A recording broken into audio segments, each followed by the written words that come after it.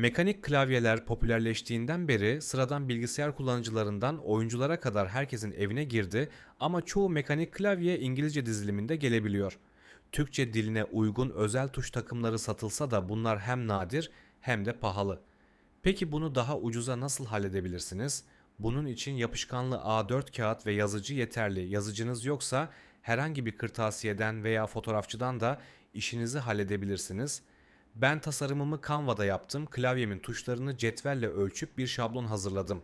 Harfleri göz kararı yerleştirip rengini deneyerek tutturdum.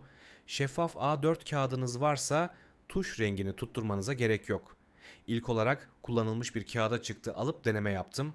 Sonra yapışkanlı kağıda son çıktıyı aldım ve mürekkebin silinmemesi için üzerine bant geçtim.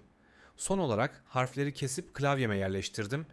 Benim klavyem Akko 5075S ISO düzeninde Almanca bir klavye olduğu için yumuşak G, Ş, I ve Ç harflerini ekledim. Siz de bu yöntemi deneyerek klavyenizi Türkçe dizilime uygun hale getirebilirsiniz.